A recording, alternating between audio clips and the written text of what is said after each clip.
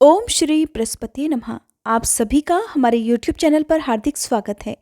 आज रसपान कीजिए बृहस्पति देवता की कथा का।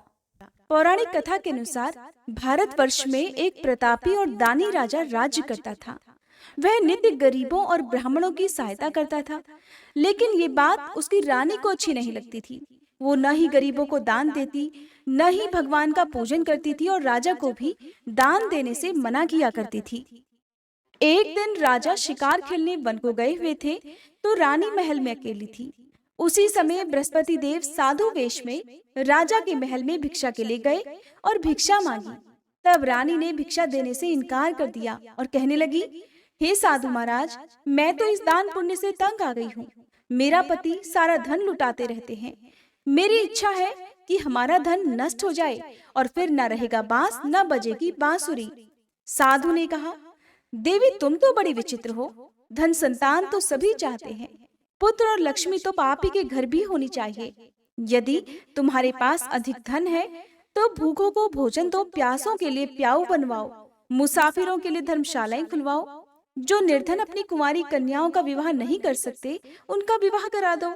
ऐसे और कई काम हैं जिनके करने से तुम्हारा यश लोक परलोक में फैलेगा।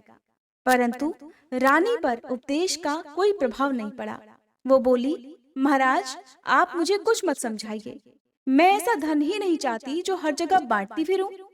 तब साधु महाराज ने उत्तर दिया, यदि तुम्हारी ऐसी इच्छा है तो तथास्तु। तुम ऐसा करना कि बृहस्पतिवार को घर लीपकर पीली मिट्टी से अपना सिर धोकर स्नान करना, भट्टी चढ़ाकर कपड़े धोना। ऐसा करने से तुम्हारा सारा धन नष्ट हो जाएगा। इतना कहकर वे साधु महाराज वहां से आलोप हो गए। साधु के कहे अनुसार सभी बातों को पूरा करते करते रानी को केवल 3 बृहस्पतिवार ही बीते थे कि उसकी सारी समस्त धन संपत्ति नष्ट हो गई। अब भोजन के लिए राजा का परिवार तरसने लगा। तब एक दिन राजा ने रानी से कहा कि हे रानी, तुम यहीं रहो, मैं दूसरे देश को जाता हूँ, क्योंकि यहाँ पर सभी लोग मुझे जानते हैं, इसलिए मैं कोई छोटा कार्य यहाँ नहीं कर सकता। ऐसा कहकर राजा परदेश चला गया। वहाँ वह जंगल से लकड़ियां काट कर लाता और शहर में बेचता। इस तरह वह अपना जीवन व्यतीत करने लगा। इधर राजा के परदेश जाते ही रानी और दासी दुखी रहने लगी। एक बार जब रानी और दासी को 7 दिन तक बिना भोजन के रहना पड़ा, तो रानी ने अपनी दासी से कहा, हे दासी, पास ही के नगर में मेरी बहन रहती है। वह बड़ी धनवान है। तू उसके पास जा और कुछ ले आ, ताकि थोड़ी बहुत गुजर बसर हो जाए। तब दासी रानी की बहन के पास गई। उस दिन गुरुवार था और रानी की बहन उस समय बृहस्पतिवार व्रत की कथा सुन रही थी।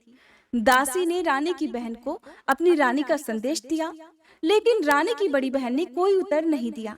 जब दासी को रानी की बहन से कोई उत्तर नहीं मिला, तो वह बहुत दुखी हुई और उसे क्रोध भी आया। दासी ने वापस आकर रानी को सारी बात बता दी। सुनकर रानी ने अपने भाग्य को बहुत कोसा। उधर रानी की बहन ने सोचा कि मेरी बहन की दासी आई थी, परंतु मैं उसे नहीं बोली, इससे तो वह बहुत दुखी हुई होगी। कथा सुनकर और पूजन समाप्त करके वह अपनी बहन के घर आ गई और कहने लगी, हे बहन, मैं बृहस्पतिवार का व्रत कर रही थी। तुम्हारी दासी मेरे घर आई थी, परंतु जब तक कथा होती है तब तक न तो उठते हैं और न ही बोलते हैं, इसलिए मैं नहीं बोली। कहो, दासी क्यों गई थी? रानी बोली, बहन, तुमसे क्या छुपाऊं, हमारे घर में खाने को अनाज नहीं था। ऐसा कहते कहते रानी की आंखें भर आई।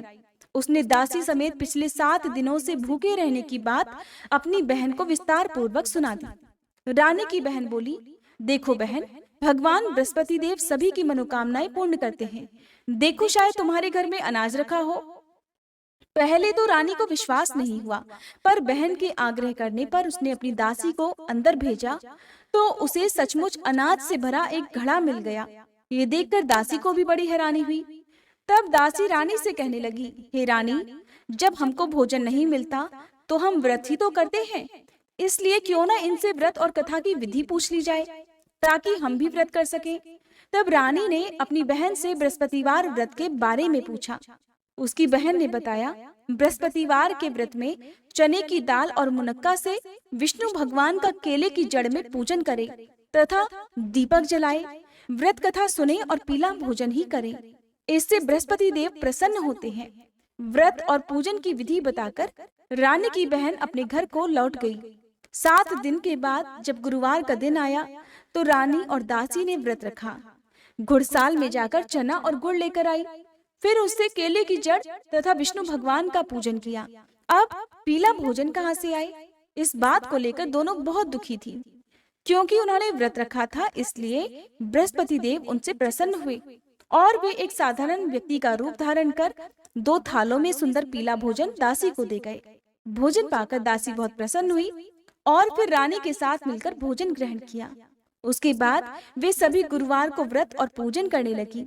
बृहस्पति भगवान की कृपा से उनके पास फिर से धन संपत्ति आ गई, परंतु रानी फिर से पहले की तरह आलस्य करने लगी। तब दासी बोली, देखो रानी, तुम पहले भी इसी प्रकार आलस्य करती थी। तुम्हें धन रखने में कष्ट होता था, इस कारण सभी धन नष्ट हो गया। अब जब भगवान बृहस्पति की कृपा से हमें धन मिला है तो तुम्हें फिर से आलस्य होता है। रानी को समझाते हुए दासी ने कहा, हे रानी, बड़ी मुसीबतों के बाद हमने ये धन पाया है, इसलिए हमें दान पुण्य करना चाहिए, भूखे मनुष्यों को भोजन कराना चाहिए और धन को शुभ कार्यों में खर्च करना चाहिए, जिससे तुम्हारे कुल का यश बढ़ेगा, स्वर्ग की प्राप्ति होगी और पितर भी प्रसन्न होंगे।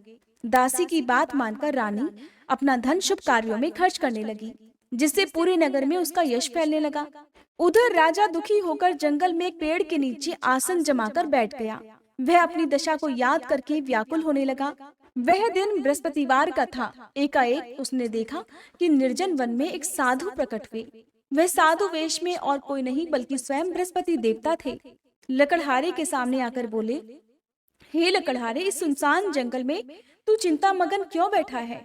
लकड़हारे ने दोनों हाथ जोड़कर प्रणाम किया और उत्तर दिया, महात्मा जी, आप तो सब कुछ जानते हैं, मैं क्या कहूँ। ऐसा कहकर राजा रोने लगा और साधु को अपनी आत्मकथा सुनाई। तब महात्मा जी ने कहा, तुम्हारी स्त्री ने बृहस्पति के दिन बृहस्पति भगवान का निरादर किया है, जिसके कारण रुष्ट होकर उन्होंने तुम्हारी ये दशा कर दी।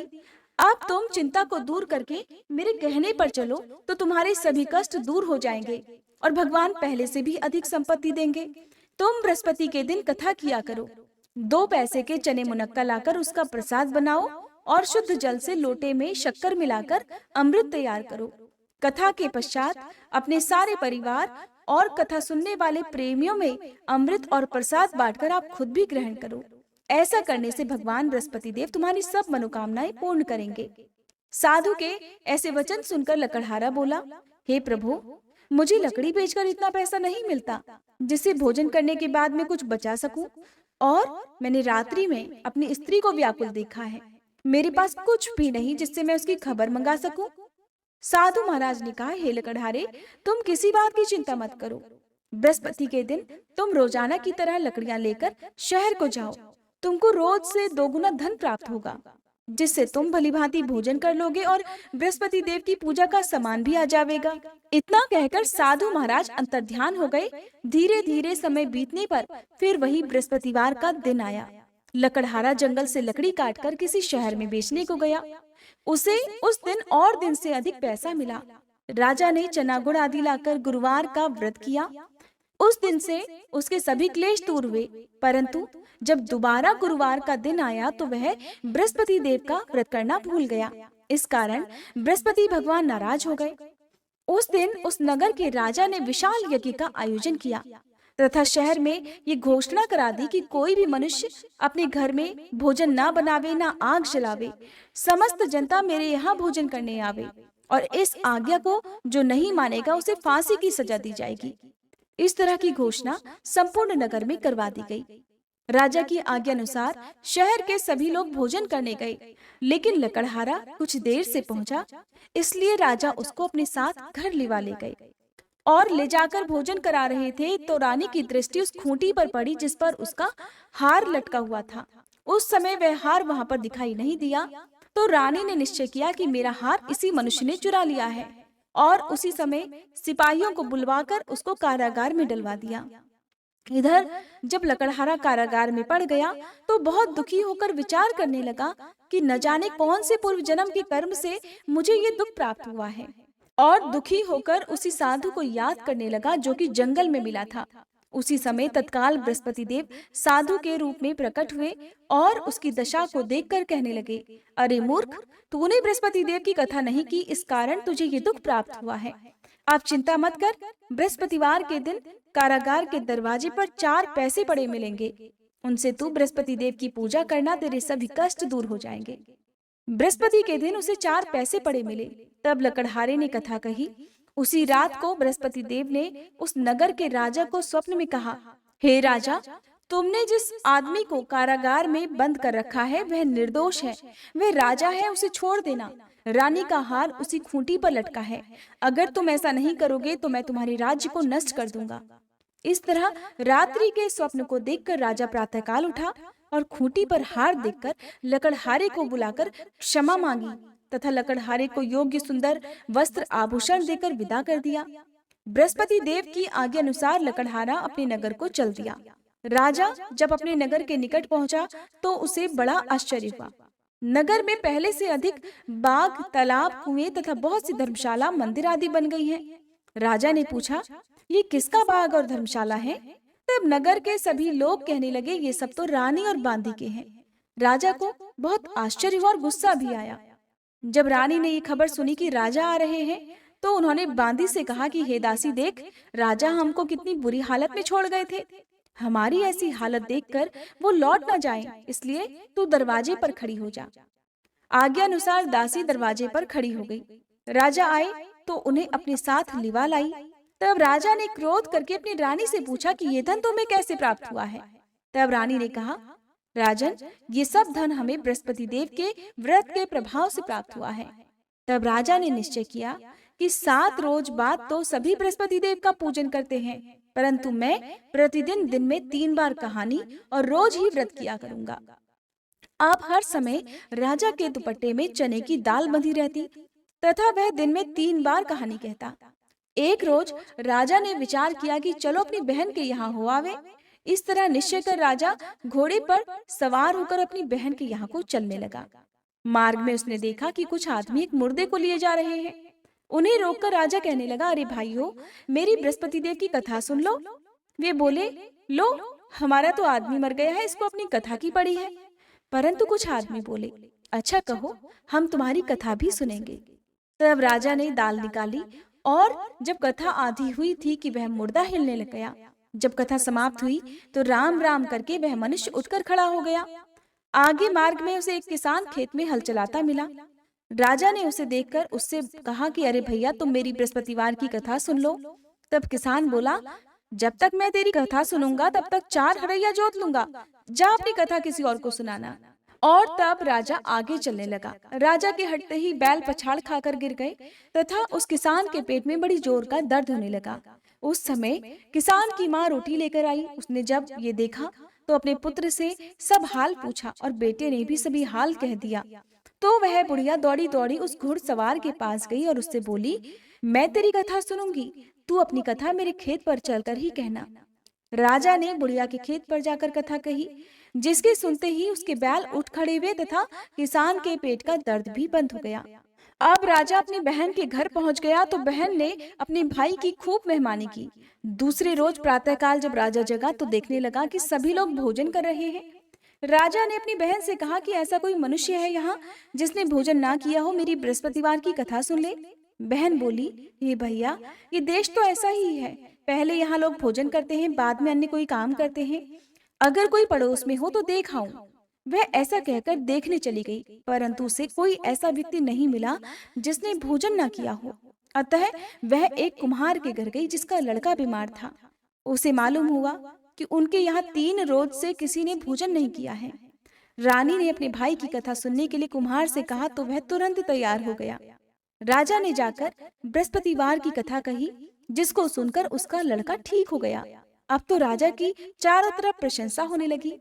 एक दिन राजा ने अपनी बहन से कहा कि हे बहन, अब हम अपने घर को जाएंगे, तुम भी तैयार हो जाओ। राजा की बहन ने अपनी सास से कहा। सास ने कहा, हाँ चली जा, परंतु अपने लड़कों को मत ले जाना, क्योंकि तेरे भाई की कोई औलाद नहीं है। बहन ने अपने भैया से कहा, हे भैया, मैं तो चलूंगी, पर कोई बालक नहीं जाएगा। राजा बोला, जब कोई बालक ही नहीं चलेगा तब तुम भी क्या करोगी? और बड़े दुखी मन से राजा अपने नगर को लौट आया। राजा ने घर आकर अपनी रानी से कहा, हम निर्वंशी राजा हैं, हमारा मुंह देखने का धर्म नहीं है और कुछ भोजन आदि नहीं किया। रानी बोली, हे प्रभु, बृहस्पति देव ने हमें सब कुछ दिया है, वो हमें औलाद भी अवश्य देंगे। उसी रात को बृहस्पति देव ने राजा से स्वप्न में कहा, हे राजा, उठ, सभी सोच त्याग दे, तेरी रानी गर्भ से है। राजा को ये बात सुनकर बड़ी खुशी हुई। 9वें महीने में रानी के गर्भ से एक सुंदर पुत्र पैदा हुआ। तब राजा बोला, हे रानी, स्त्री बिना भोजन के रह सकती है, पर बिना कहे नहीं रह सकती। जब मेरी बहन आए तो तुम उससे कुछ मत कहना। रानी ने सुनकर हाँ कर दिया। उधर जब राजा की बहन ने ये शुभ समाचार सुना तो वो बहुत खुश हुई तथा बधाई लेकर अपने भाई के यहाँ आई। तभी रानी ने कहा, घोड़ा चढ़कर तो नहीं आई, गधा चढ़ी आई। राजा की बहन बोली, भाभी, मैं इस प्रकार नहीं कहती तो तुम्हें औलाद कैसे मिलती? बृहस्पति देव ऐसे ही हैं, जैसे जिसके मन में कामनाएं हैं सभी को पूर्ण करते हैं। जो सद्भावना पूर्वक बृहस्पतिवार का व्रत करता है और कथा पढ़ता है अथवा सुनता है और दूसरों को सुनाता है, बृहस्पति देव उसकी सभी मनोकामनाएं पूर्ण करते हैं। प्रेम से बोलिए बृहस्पति देवता की जय।